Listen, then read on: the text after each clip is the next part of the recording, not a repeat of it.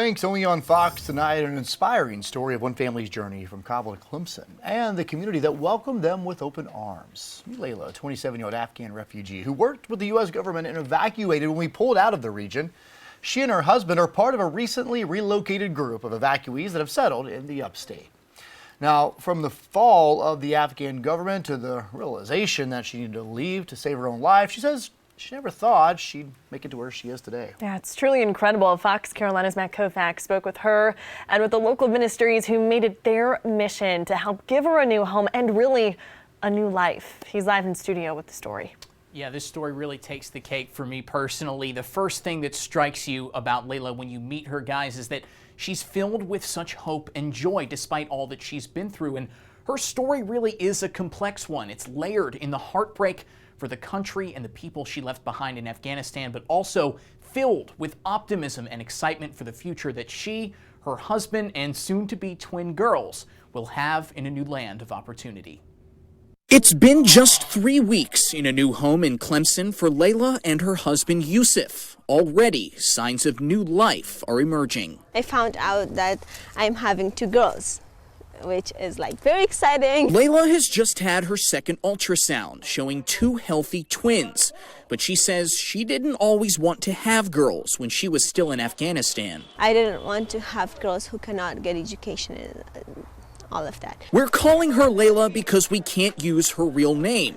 Back in Kabul, she received a bachelor's degree and did work for the U.S. government we also can't talk about publicly for her and her family's safety. We knew that they are coming for us for the job we had done. We knew we had to leave somehow. She says she always knew she might have to leave eventually if the Taliban took over, but didn't expect what happened suddenly last August. I got a call, where are you? They are in the city, and the government has collapsed. The memories almost don't seem real to her now. Firefights in the streets, fear gripping her constantly, and seemingly no one to save them. Everybody could do anything, and we were hearing that they are right now they are taking the cars, they're killing people, and there is nobody in charge to be responsible for any of this. A month after August 15th, 2021, she and Yusuf were evacuated on a plane to Qatar, the first stop of many. From the window, I could see down, and I was thinking that maybe I will never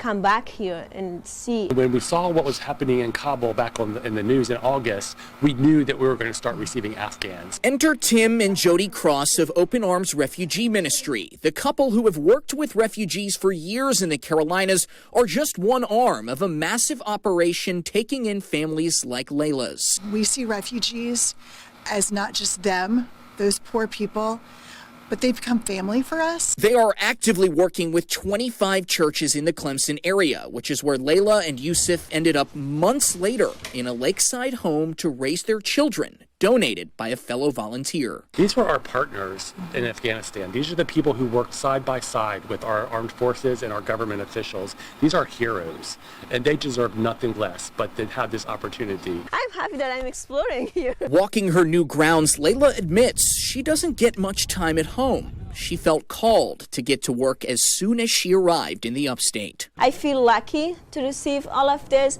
and I also feel like I have to pay it back. They helped me, so I have to help somebody else. So this chain continues. Layla now welcomes new refugees to the area, translating for them over the phone and especially helping the many women who suffered under Taliban rule. Layla has taken that on. She talks to these women, she calls them, and she counsels them. And I'm just so proud of her. She says it all comes back to the children she's about to have. Her work brings her story, her struggle, full circle, filling people like her in a strange new land with hope. In the United States, I am very happy, and I feel fortunate to have girls because now they can do what I couldn't do. They can do what my mom couldn't do, and the ambitions she had. Just an awe-inspiring story. Layla tells me she gets her optimism from her mother.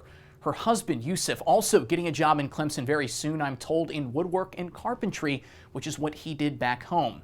I'm also told that one of the first quintessential American phrases that she and several other refugees she's helped learned when they got to Clemson was, Go Tigers. More on her story at 11.